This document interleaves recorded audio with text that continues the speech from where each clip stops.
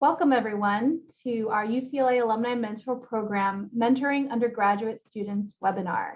We're excited to have you here today to participate in this program and learn more about the UCLA Alumni Mentor Program and how you can get involved. My name is Gloria Coe, and I serve as Senior Director for Alumni Career Engagement here at the UCLA Alumni Association. I am a double Bruin, class of 2006, and a Master's in Education in 2007. So excited to have all of you here today. Before we get started, I wanted to thank our sustaining donors for their support of programs like this. It's with their support that we're able to keep programs like this for alumni and students. So thank you for your contribution and support.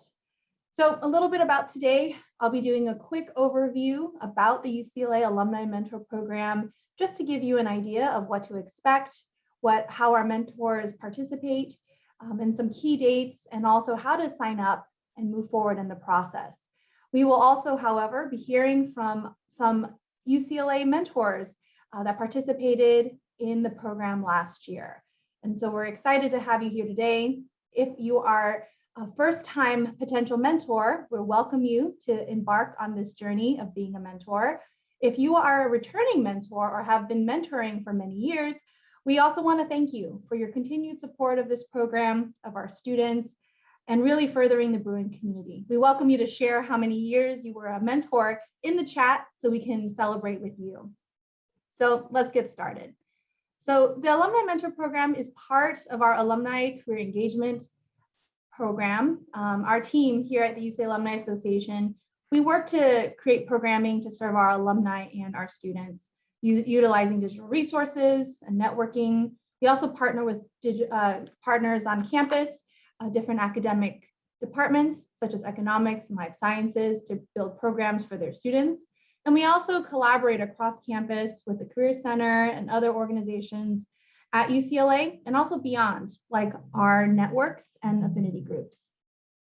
So the program's mission for the Alumni Mentor Program is that we seek to strengthen the Bruin network and enable alumni from all over the globe to share their professional and personal experience and their expertise with current UCLA students. Today's webinar, we will focus on undergraduate students, but we also have the opportunity, you can also mentor graduate students as well. But today, our mentors were mentors for undergraduate students.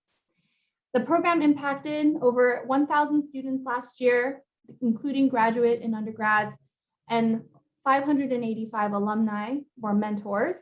We also were able to cover 200 different majors that were represented in our students that participated in the program. So to ground us a little bit, we have a saying from our illustrious coach, John Wooden. The word mentor is both a verb and a noun simultaneously. It is simultaneously something you do and something you are. The first definition is one you can control. The second one isn't. In other words, you can make a conscious decision to sit down with someone and share wisdom, experience, and encouragement. That is mentoring. And this is from his book, A Game Plan for Life, The Power of Mentoring.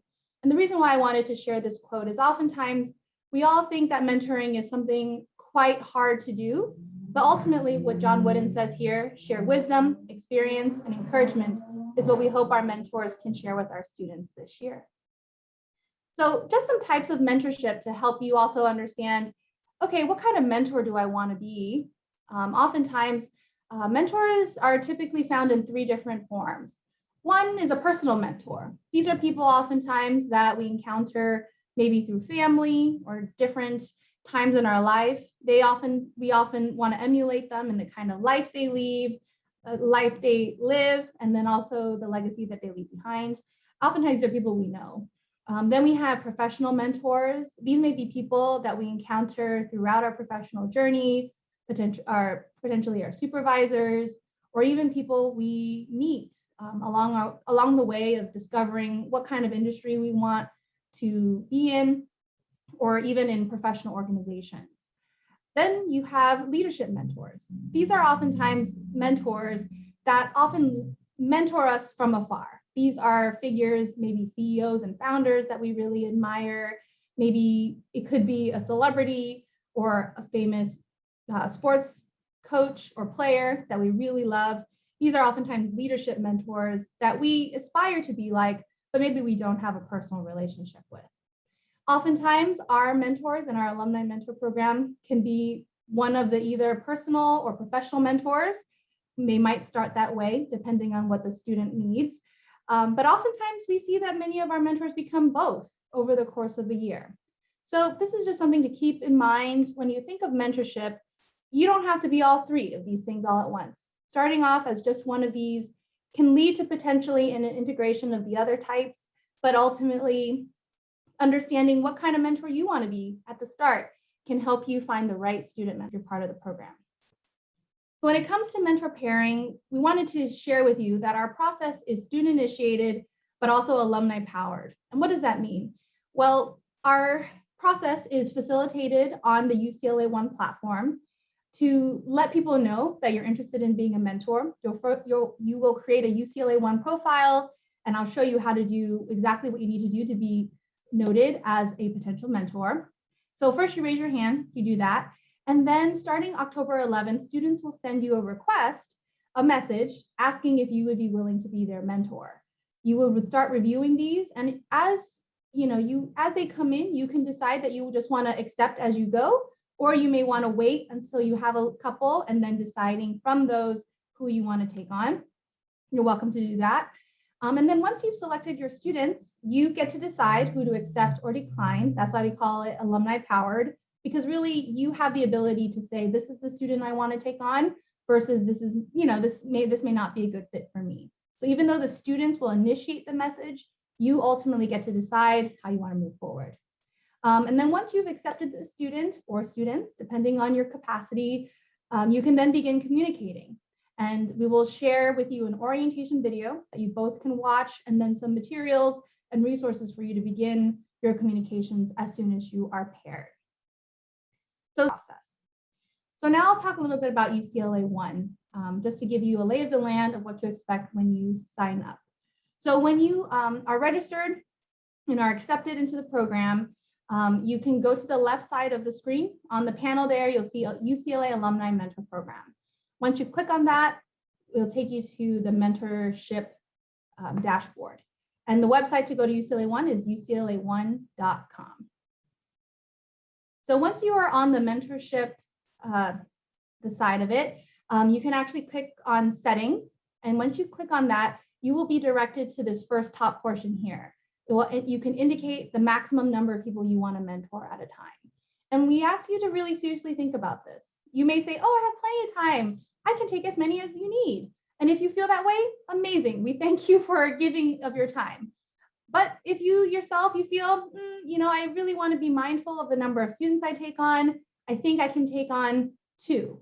You can go in this section and you just note that you only want to take 2, and then you click Update Mentee Limit. And the reason why we ask that you do that is that once you've accepted 2 students, you will then be removed from the searches so that students won't be sending you requests after that. So this is key to moving forward if you have a limit of students and you don't want to be sent requests throughout the rest of the year. And then also at the bottom of the screen there, you'll notice this section that says Offer Mentorship. Be sure to click that as well, because once you click that, you will then be visible to those that are searching for mentors, and you will come up in searches when people may be looking at your industry or your experience as well. So be sure to click on all these things. And then after that, you'll go to your profile. You can edit your profile, go to the top right, click on that little arrow, click on Edit Profile. And then in the About Me section, there are a couple questions there that we ask that you answer. There's the Alumni Mentor Program alumni question, why I want to mentor a student. Be sure to be specific and detailed here. Share why you feel compelled to be a mentor, what you feel like you can share, and also what you feel like you would like to gain from this program as well, what you hope that you will learn from your students. Oftentimes we have mentors who feel that they've gained as much as they've given in this program. So share about yourself in this section. Of course, fill out the other parts as well, your volunteer experience, any identities or affiliations important to you. This gives your student more information to decide whether or not you may be a good match for their needs and their experience. And then be sure to click Save afterwards. So then once you've filled all that out And after October 11th, you may be receiving requests from our students. And this is just an example of a student request. You'll see pending requests, and then you'll see you can either accept or decline. We will be directing the students to share more about themselves. So you won't just see a hi Gloria message. You will see a little bit, much more, the student really sharing about who they are and what they hope to gain from a mentorship with you. Once you've decided, yes, I'd like to take on the students, you will press accept, and then you will receive a message that will say, congrats, you've been matched. And then also our staff will be following up with a message with the link to our online welcome kit to get you started and for you to begin your mentorship. However, if you decide you want to decline, just click on decline. You don't have to message why. You don't have to share that. It just will let the student know that you have declined it, and then also that they can move on to a different mentor. So definitely be sure, starting October 11th, to be looking at your UCLA One account. Unless you've noted in your preferences in your profile that you would like to receive email notifications, you won't get pinged every time you get a message or a request. So if you feel like you would like those email reminders, please go to your settings for your account and make sure that you've shared that you would like to receive emails from the platform. So that's how you sign up and get started. And once you choose the student that you want to mentor, we provide some resources throughout the year. So we have staff, myself and my colleague Joseph are available for questions and advice throughout the year. We will also be sending you an online orientation video and training materials for you to be able to utilize with your students. And also it will include what we call a mentorship agreement, but this is really a rough draft of the conversation that you can have in your first meeting. And also it helps the student articulate their goals and what they hope to get out of their mentorship. And also we have a UCLA One group for our alumni mentors. If you would like to join the group, we share different resources, we share books and audio, podcasts, things like that that have helped us in our journey as mentors. So once you're part of the program, you can also join that group as well. And also we will send monthly online resources and newsletters to our students and mentors so that they can, get different milestones and ideas throughout the year. So again, the key dates, starting now, you can create a profile on UCLA One. Students will begin sending requests October 11th, and the deadline for alumni to confirm or deny is October 26th. I do want to say, if right now is not a good time for you and you're thinking, hey, I don't think I can commit to anything now, you're also welcome to join the program later on in the year or even next year. We do have students who oftentimes will request mentors later in the year, which is totally great. And we want you to participate when it's good for you. However, we do have this formal start for alumni and students so that they can maximize the time they have together and then be able to get started as the year begins. Our students will begin coming to UCLA just in a couple weeks. So this year will be another new year for our students as they embark on hybrid learning. So just to close my portion out, just some more words from our illustrious coach, Wooden. As an old saying goes, we stand on the shoulders of giants. It is our responsibility to make our shoulders available for the next generation to climb. And I think this quote is so meaningful because I know that many of us are where we are because of those that have come before us, not only paving the way, but also sharing their expertise, their journey, and giving us a hand as we move forward. And so we invite you to be part of the program so that you can help our new UCLA student community. And we hope that you will consider making this part of your year. So now on to the most exciting part of today's webinar is our mentor panel. Phil, Casey, and Jasmine, as they come online and they join me here, they actually are all award winners from our 2020-2021 mentorship year.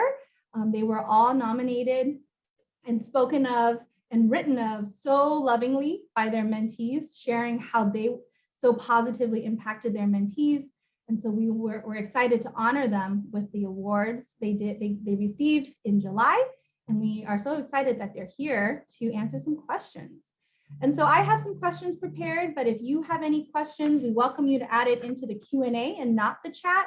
So be sure to put questions for our panelists as we go along in the Q&A, and I'll be sure to add it into our Q&A at the end of the session. So welcome, Casey, Phil, and Jasmine. So grateful for you to be here. So as we get started, why don't we first have you introduce yourselves, your name, your company title, and the number of years that you were in the mentor program. Does anybody want to start us off? Sure, I can get started. My name is Casey Brown. I graduated with my BA in communications from UCLA in 2012. And I'm actually about to start working at Disneyland Resort on their marketing strategy team. So I'm very excited about that. I'm in marketing, and I have been a part of the mentorship program for about 4 years now. I can go next.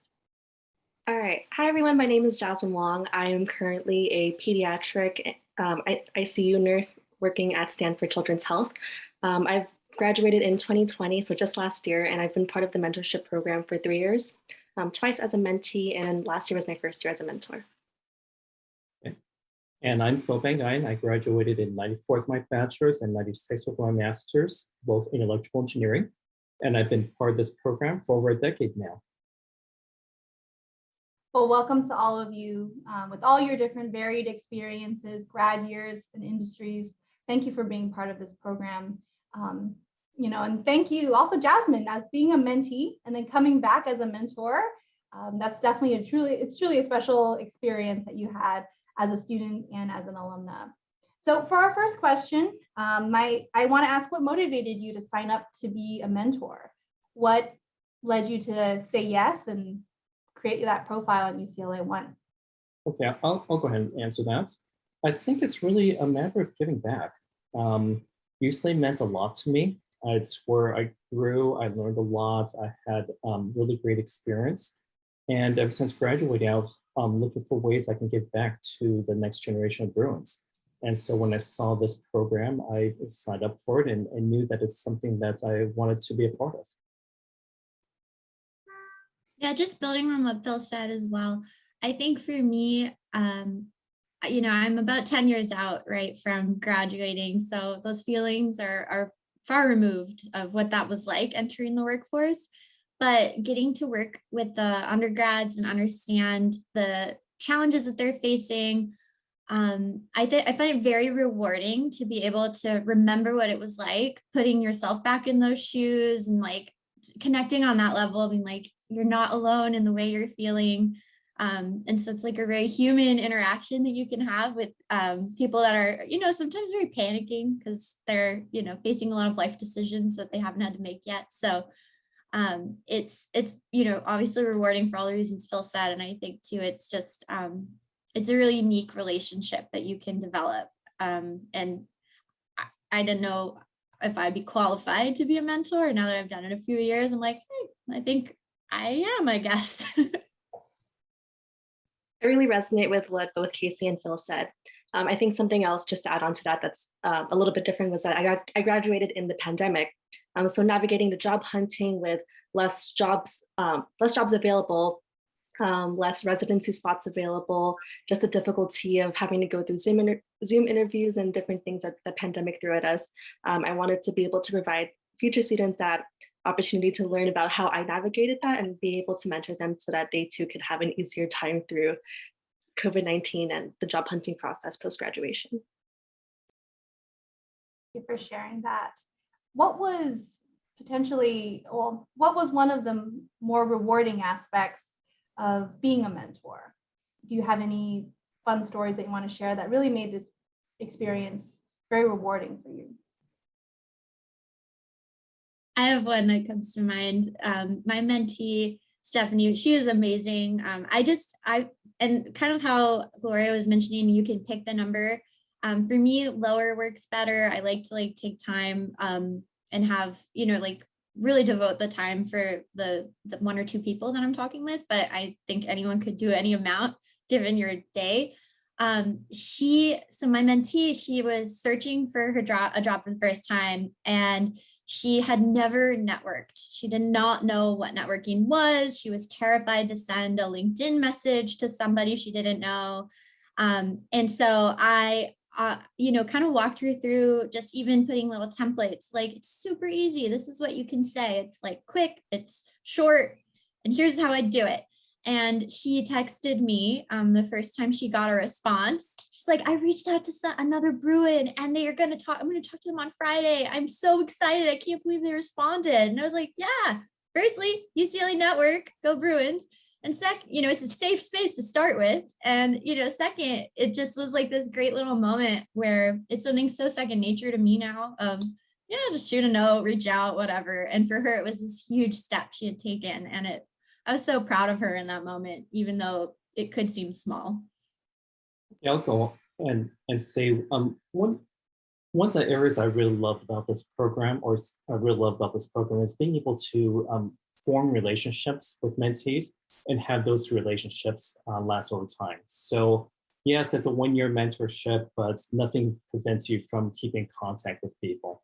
And so I have a mentee where, originally when I first met him, I thought that we were going to be talking about getting a job because he was a senior and, let's see, I've been looking for a job.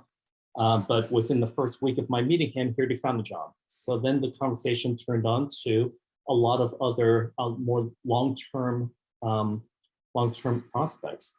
And so as a result of that, we started talking about business school. We started talking about what you want out of your first job. And I got a chance to mentor him through that business school process. I saw him get into schools that I wasn't able to get into. So great for him. And now he's actually on the board of directors for the Alumni Association. So to be able to see him really grow from a senior in college to go into the workforce, to go into business school, and then from there to go on and start his own company, and then move on to other companies and have himself give back as part of the board and part of the mentor program has been incredibly rewarding. That sounds amazing. That's great that you've been with this person for as long as you have, and to see him grow that way, that does sound like such a pride point for you as a mentor, but then also an honor to be able to experience it. Jasmine, did you want to share something too? Yeah. I feel like some of the more rewarding parts was also just being able to meet up one-on-one. I remember being a mentor in the dining halls and swiping in my mentors in to come in and eat like dining hall food with me. And then sort of switching the table now as a mentor and actually being able to get lunch with my mentors or my mentees. Like in the Bay Area, now that I'm like living up here, some of my mentees are living at home. So it's been nice to be able to catch up in person and have a meal. My other favorite thing I love is when I get that phone call saying, I got the job. I think like being a nurse in the pandemic is, you would have the expectation that there's a lot of job opportunities, but it's really expensive to train new nurses. So there's often less spots available and the spots are going to more experienced nurses. So just being able to hear that they got the job in the place that they wanted was like super rewarding for me, and I was just excited for them. That's great. Well, and that actually brings me to Jasmine, you bring up a good point in terms of, you went to, you swiped your mentors in and you got to meet up with your mentees. What strategies did all of you use to engage your mentee throughout the year? Was there anything in particular you did, anything that you would want to share with prospective mentors, just to give them an idea of what did your mentorship actually look like throughout the year? How did you meet? What did you do? I can touch on this one. So for me, I had a lot of mentees. I only wanted 3 initially, and I got a 4th request. I got a 4th one in. I started getting more requests after that. So I was like, okay, I think 4 is a lot. But I think my mentorship looked differently with each person that I mentored. Some wanted to do in person, some wanted to do Zoom, some wanted to do phone calls, and that's okay. There was no like particular style that needed to happen. I think the biggest thing that I did to engage my mentees was to provide resources. I did informational interviews with them, mock interviews, resume reviews, cover letter reviews.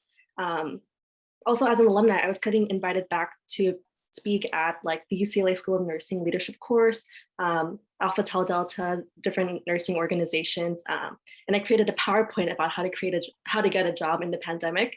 And I sort of share that PowerPoint to my mentees that really helped them navigate the job hunting process and being able to just graduate successfully and hone your clinical skills. Wow, that's amazing. Good for you. I did not make a PowerPoint. Your mentees are so lucky to have you, Jasmine. I'll say that my strategies are that well, now that we can come back to campus, I think I'll let my students know if I'm ever on campus for an event. So whether it be an alumni association event or some other events, I'll certainly let them know that I'll be on campus, and I'll show up a couple hours early in case if any of them want to get lunch or coffee beforehand. I'll also make sure I send notes to them during midterms and finals weeks so that they know that I'm thinking about them and I wish them well. I never expect a response back because it's a tough time in the quarter. But I'll say, hey, when things slow down, feel free to reach out. Love to catch up with you and see how things are going. Yeah, I think to that point, Phil, like one thing that I learned early on this go around was how to, again, like put yourself in their shoes and remember their schedules and like when they're maybe less responsive and they're going through finals or things that, we haven't done in years and years, or maybe more recent in your memory, Jasmine, but for me, it's been years. And so like just having the grace to like know that we'll connect again, we'll touch base. But for me, with my mentee, we did totally virtually. She was just more comfortable with that. And so it worked out super well. I think what worked the best was having consistency that we knew could flex if her class load changed, but having like, this is our time every other Friday at 2:00, we're going to hang for an hour and talk. And that was what I think she knew she was going to have to be accountable to me for some way. And every time we talked. And so having that consistent schedule with her through the duration, I think really helped us make sure we were getting her goals achieved. That's awesome. I think all three of you actually shared great tips and strategies for our prospective mentors to consider. Jasmine, you shared a lot of professional development information. You shared your expertise with them and you thought of them even when you were creating things that wasn't for them. I think that's actually something great to think about for all of our mentors. You may be creating a deck for your company, maybe a pitch for your, for a product, or even just something that you think is very mundane, an agenda for your meeting. Sharing these with your students gives them an insight into what it actually looks like in the real world. And so definitely think about your student when you think, hey, this is something I could share with them, even if it means, it's nothing really huge for you, but it could be very enlightening for them. Phil, you talked about, making yourself available if you were in the area and adding in that extra time. I think that that's great because it doesn't have to take out more days, but maybe just more time. Making yourself available helps your students realize that you're closer than they think you are. And Casey, you were sharing, there's so many things that we think that our students need from us, but also just making yourself available the way that you have and sharing your advice. It definitely is, so helpful when they see that your mentors, so much more invested than, they expected. My last question before we go to our Q&A, what is a piece of advice you would give to other alumni mentors, especially those maybe who are just starting out, or if anything, maybe they even don't quite know where to begin? Okay, I can jump in on that one. My advice is find a style that works for you.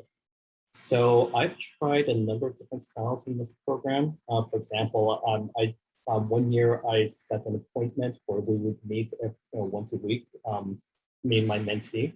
And I found out that didn't work for me. It works for some people, I think it's great, but it didn't end up working for me. I found I also tried just working through events, and that's didn't end up working so well for me as well. Where it landed was I tell my mentees, okay, if you want to meet with me, first of all, it's on the onus is on you. So you know your schedule better, you know when you need help better. You reach out to me whenever you need help. And you can go ahead and email me. And if I don't respond to that, you can go ahead and text me. If I don't respond to that, you can go ahead and call me. And through one of those three, we will set up a time. So I also tell them when you email me, send me a list of dates and times when you're available. Don't just say, hey, I need to talk. Give me some options. I've got a busy schedule as well, so I want to be able to take a look at some options and pick one that works for me. And then also, and just last year, I started implementing that I want people to send a thank you email afterwards. And it's not because I feel better when I get thank you email, but I think it's because I want them to get into that practice of when you're networking with somebody, to be able to stand out. And hardly anyone sends that thank you note, but when they do, it really makes them stand out. And so I started putting that in part of my rules, saying, after we talk, I want you to send a note. Just thank you. You don't have to make it really big. It could be one, maybe two sentences, just saying thank you for your time. I really appreciate it. And I want you to get into that mood so that when they're doing information networking for a job later on in life, that they've already have that habit built in. Yeah, I think I love that, Phil. I think that's such great habit building that, I think I'll take into my mentorship next season, next go around is like, hey, let's practice these things together that I expect you to be doing to others. But I think for me, what I would recommend as you're getting started is if you've graduated from UCLA, you love UCLA and you work in some capacity, you're qualified to mentor. Like, I think that was a hurdle for me where I was just like, what can I offer to other people? I am, a very young professional in my own right. And it was a little bit of imposter syndrome that I had to get over myself. So I just want to encourage, if you're on the fence, just do it, because I can guarantee you, if you've been in the workforce a few years, a few months even, you do know more than folks that have never worked a full-time job. And so just take the leap and do it, because things that are very second nature to you are totally new to them. Scheduling an Outlook meeting, that might be like something they've never had to do before because they don't work in Outlook and they only work in Google Chat. And so if you tell them, no, I like to work in this method, so like set up the link for me. That's the thing they have to work through. I think too, to Phil's point, like making sure they feel ownership over their relationship. And for me, if I had a similar way where I was like, if I don't respond via email, follow up once and then text me. Because like there'll be a way you can get to me, but it might not be right away. I might be super busy at work and it's not on you, but I do expect you to be the one that follows up. I'm not going to remember you emailed me 3 weeks ago. So I think it's just like helping them build those habits that for you as a working professional might be super second nature that they've not encountered before. And for me, it was like, again, so impressed by Jasmine making a whole PowerPoint. For me, though, it was like, here's the resume I used 2 years ago when I was, looking for work. Let's use this as something you could base yours off of. It wasn't me having to like reinvent the wheel on a resume. And so it's a lot of things you already have somewhere that you can share, and they're great resources for somebody who's not gotten that breadth of examples. Yeah, to build onto that, I think I have a two-part advice. So the first part would be when I was a mentee. I remember during my second year. So actually, I only participated during my third and fourth year. I submitted a request during my second year to a mentor. They never replied to me, never declined it, and so that year I actually didn't get to participate. So as a mentor, if you're getting a lot of requests, do decline it so that person can send out another request later in the case that you're not able to take on that commitment. So that's the before advice.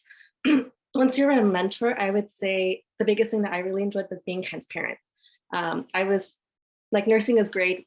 I feel like we've been glorified in the pandemic, but it's a really, really difficult job, physically, emotionally.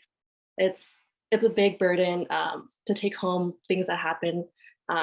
So being able to be transparent about the things that are good about the job, but also that, not everything is great. Setting realistic expectations about what It's going to happen post-graduation has been really helpful. And like, I think a lot of my mentees appreciated knowing what to expect, both the good and bad afterwards. Yeah. Great. Thank you so much, all of you, for sharing your different strategies.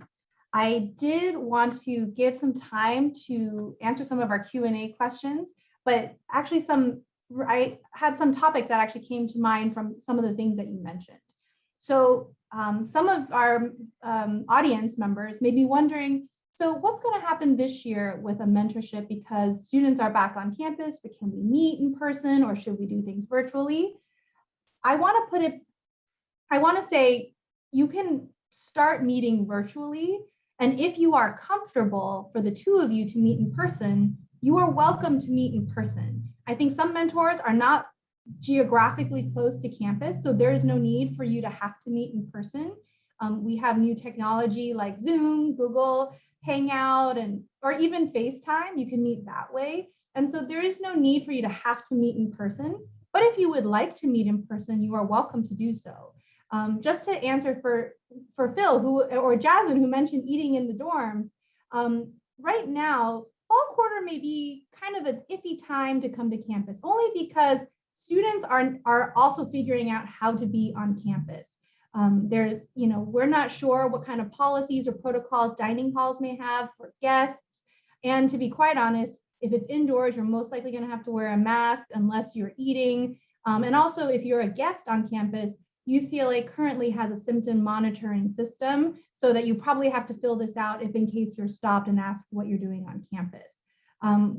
For students and staff and faculty, the UC does have a vaccine mandate that is not applying to guests at the current time. But if there's any changes to that, we will let our alumni mentors know, because you're part of our community. But just to give people some insight, I think sometimes they're thinking, how will that impact me meeting my student?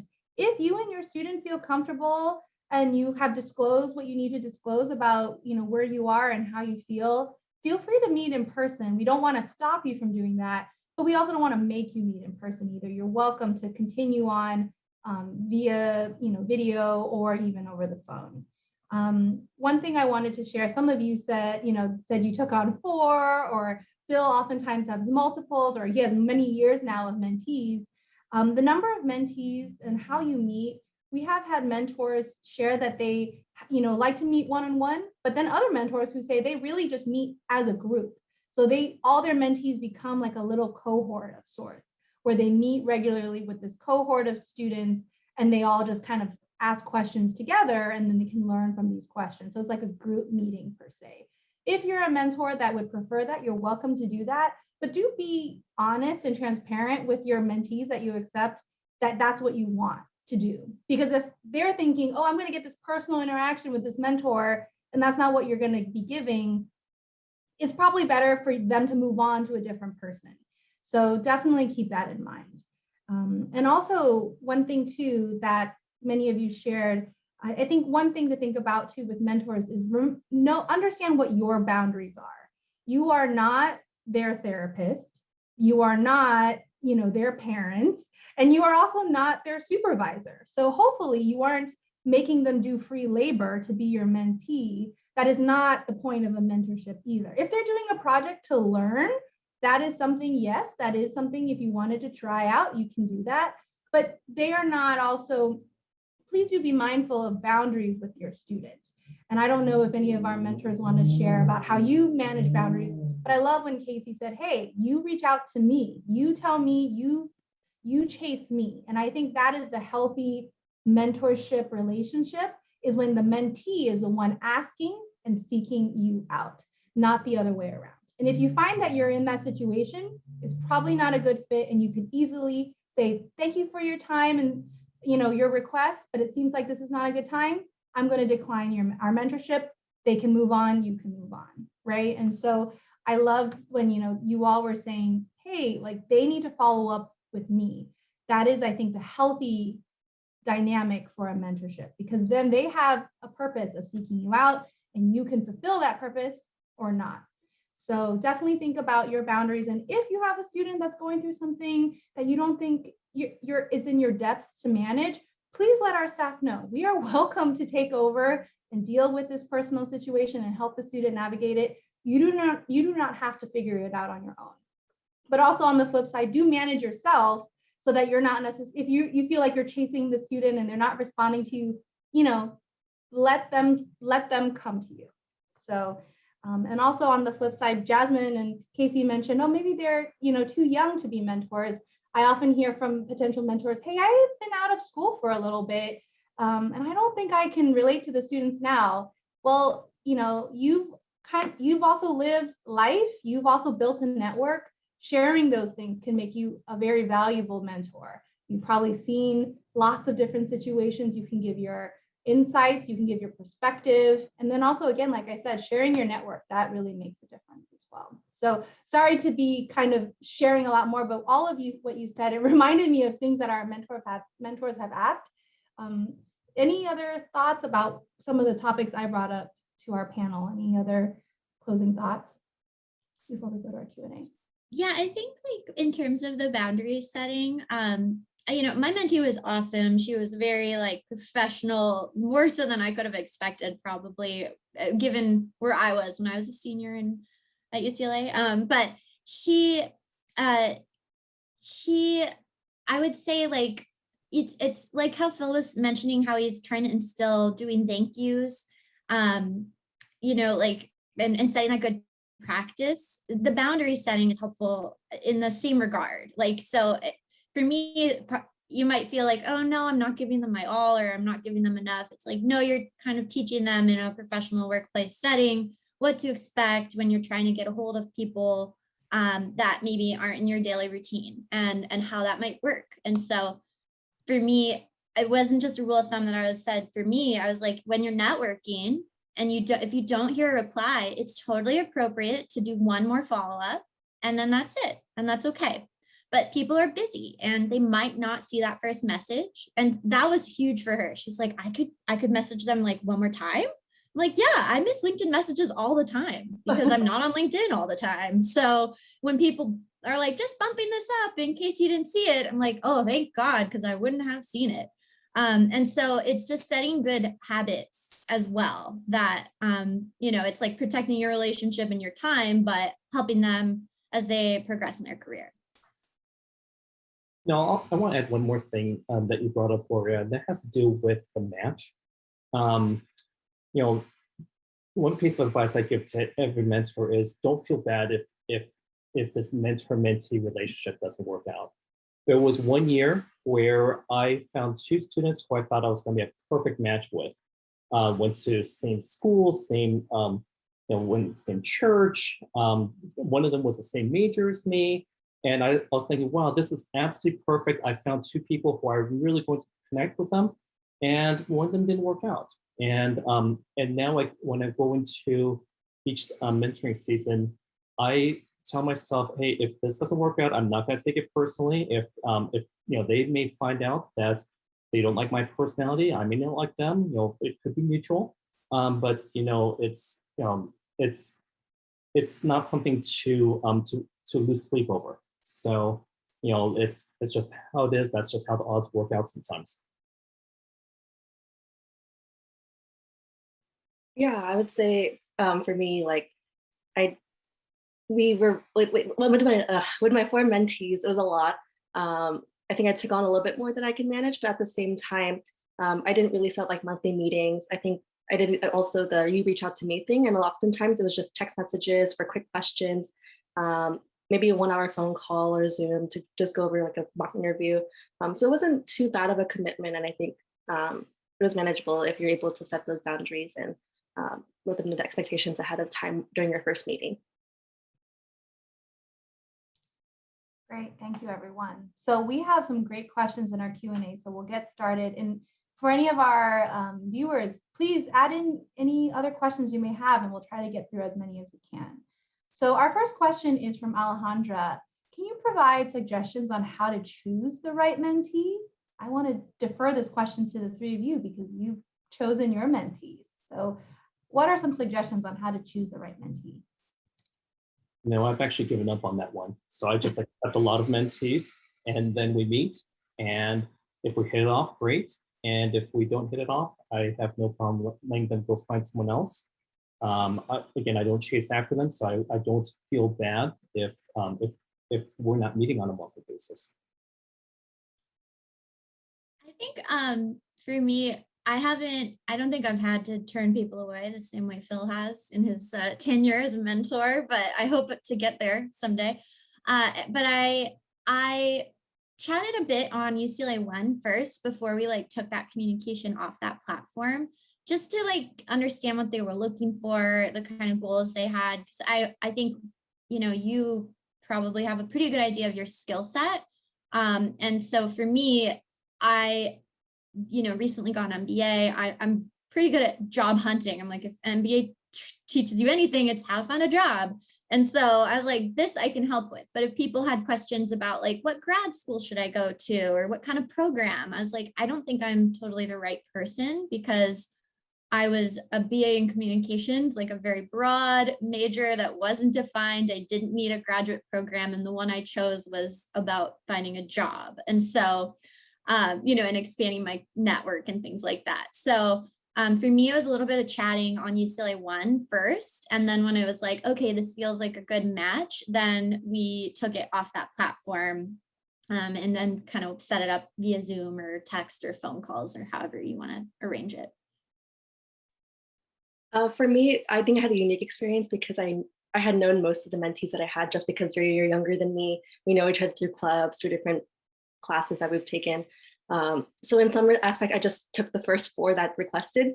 But for me, because all of them were nursing majors, it made it easy that we already had the same background. Great. Another thing to add to the answer to Alejandra, you know, you should be getting a message from the students. They should be writing something in their request to you. So definitely look at the amount of work or effort they put into that message.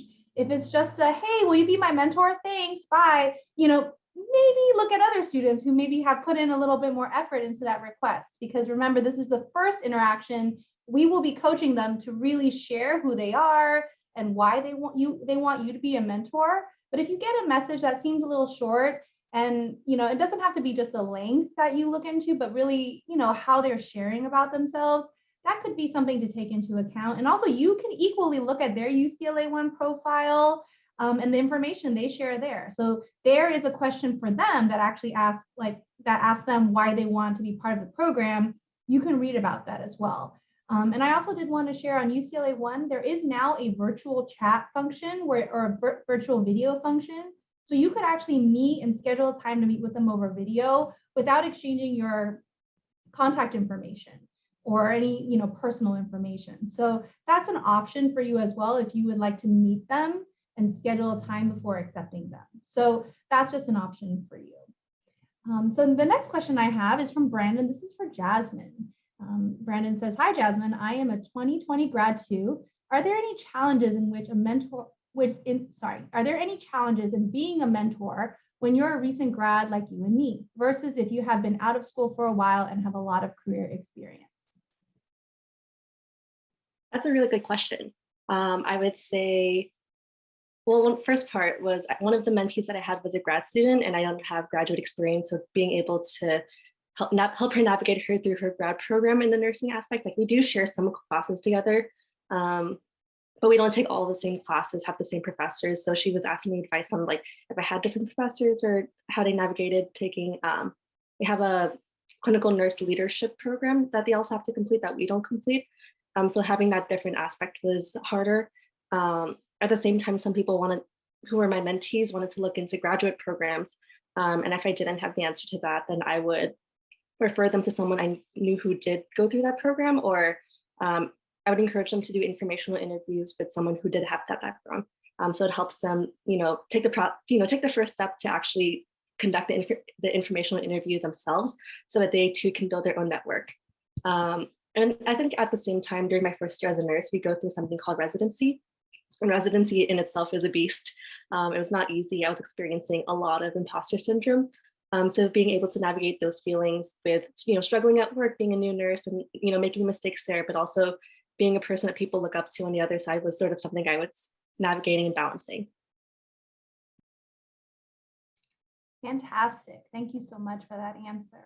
So this actually goes to the whole group. We have someone who anonymously submitted this question. How much does or did COVID impact how you mentor your mentees?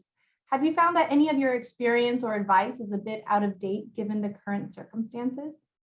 So I think the change for me, the challenge was more about understanding what being a student during the pandemic looks like.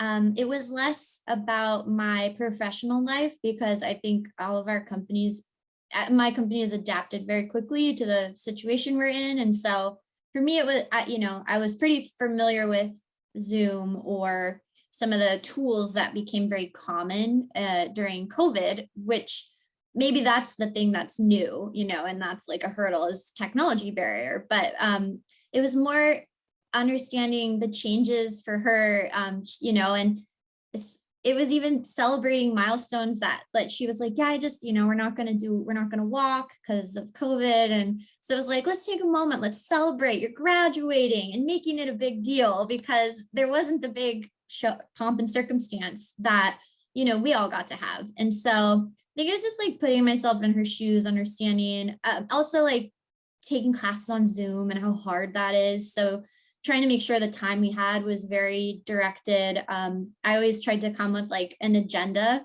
I'm very type A, so I was like, let's plan out what we're talking about. But she, was flexible. I was like, this is what I was thinking, does this sound good to you? Just so that it wasn't ever extra time that we needed to waste on Zoom because everybody was super fatigued. And it was just kind of more of those types of things that changed. But I really liked the virtual nature. It made it a lot more accessible and easy for me. I live in the South Bay, and so going up to campus is a little less realistic frequently for me to do. But being virtual and being in the South Bay, I could connect with her very quickly, easily, as she needed. And so I overall really liked the flexibility that being virtual provided. Yeah, this was the first year that I had students who wanted to meet on Zoom. And it threw me for a shock because I've been doing this for so long and it's always been either in person or on the phone, and I'd be taking calls during my morning commute. And I just started off giving phone numbers and my phone number and saying, hey, let's give me a call at this time. And then the students were coming back and saying, well, can we do Zoom instead? So that was a new adaptation I had to make. I would say my circumstances are different just because I also was in COVID as a student. So I wouldn't say my information was out to date, but it was difficult navigating the technology process and, helping them go through the technology process as well with interviews over Zoom. Thank you. And also for our alumni, our students do have Zoom accounts that are provided by UCLA. So if you need someone to set up a Zoom or a link or a room for the two of you, you could actually ask your student to set that up. And that actually is a great responsibility for them, that prior to your meetings that they would set up the meeting and that send you the link, that they do have this technology provided from UCLA. So definitely consider that in your mentorship. And I think also when it comes to some of the changes that COVID brought, what Casey said is absolutely right in terms of their student experience is slightly different. But to be quite honest, overcoming adversity, dealing with not getting what you expected are all things that I think all of us have experienced, and being resilient and getting that encouragement to remember that, that there is a goal and something to look forward to. Those are all things that I think that mentors can share and also encourage our students to do. Even though, even for me, I can't imagine being in a lecture with, hundreds of other people and doing it online. I definitely don't have that experience, but I could imagine, the feelings of, being disappointed or not necessarily having something turn out the way you had hoped. And so I think for all of our mentors, activating your empathy, and then also what Casey did is you were able to celebrate with your mentee. I think that's amazing that you wanted to celebrate with her And even though it's in a different way than you knew to celebrate your graduation, the fact that someone wants to celebrate them, I think, is even more transformative. That someone that's not in their family, that isn't their friend, but someone that is part of their life that wants to honor and celebrate them can really change our students' lives. And so I know that all three of these mentors were transformative because their students in their nomination said so. They said that they transformed their lives. I did want to answer one of the questions from our anonymous attendee. They asked just to double check, can this be 100% virtual mentorship? And the answer is yes. If that is what you are looking to do and what you can offer, saying that you want to maintain 100% mentorship is totally acceptable and also encouraged. So we have mentors that are all over the globe, and you do not need to meet in person to have this, to be part of this program. However, if you would like to, you are welcome to. But if you don't have that capacity or is not in your plans to do so, you don't have to. So just to be mindful of time, we will wrap up. For our mentors, thank you so much for giving your insights and your wisdom today. Thank you for sharing with us your keys to success in mentorship. Before we close, is there anything you wanted to share with anyone else, any of our other participants? Any last words? Have fun. Yeah, I mean, it's so fun, getting to, I don't know, for me, so much of it was just like, I remember when I did that, and I'm not maybe saying that to my mentee, but it is bringing back a lot of nostalgia, for me. So it's such a rewarding experience and it's so fun. Yeah, echoing all that, it's really fun. And I learn a lot also from my mentees and take a lot of that into making myself a better mentor and a better nurse. Fantastic. Well, thank you to the three of you for being here today to share your experience. And thank you to all of our other attendees. Thank you for joining us today. And as we close, we always say, go Bruins.